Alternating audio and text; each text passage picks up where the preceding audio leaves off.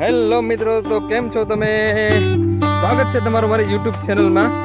આજે મિત્રો આપણે કંઈક નવીન એક આઈટમ બનાવવાની છે. તમને જો દેખાડી દો. તો આને કહેવાય છે, એક ભાજી આવે છે પહાડોમાં થાય, મતલબ ધાર ને વિસ્તાર હોય ને ત્યાં થાય છે. આને કહેવાય કલ્લી મલીની ભાજી. જે લોકોએ ખાધી છે ને ખ્યાલ જ હશે. બાકી જો તમારી સાઈડ આ ભાજીનું કંઈક બીજું નામ હોય તો જરા કોમેન્ટમાં જણાવી દેજો. તો આપણે આજે આ નવી એક આઈટમનું વેરાયટીનું શું કહેવાય ટ્રાય કરવાનું છે કે કેમ થાય. જો આ ભાજી તોડી લીધી છે. હવે આમાં છે ને ખાસ કરીને ધૂળનું પ્રમાણ વધારે હોય અને છે ને થળિયા પાસેથી હરખી રીતે એકવાર આપણે ધોઈ લેવાની છે. ધોઈને પછી નાનું આપણે કટિંગ કરી નાખવું છે, બરાબર.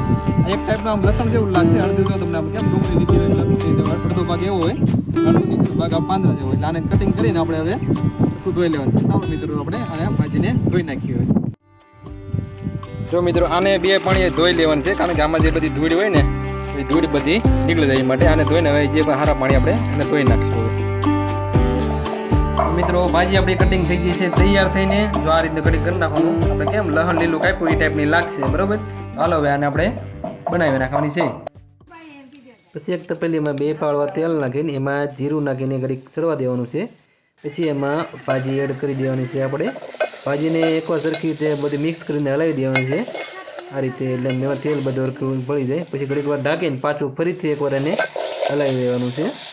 પછી હળદર, મરચું, જે મીઠું તમારે નાખવાનું બધું મિક્સ કરીને એમાં એકવાર પાછું ફરીથી એને હલાવી લેવાનું છે, એટલે તમારી ભાજી બનીને તૈયાર થઈ જશે.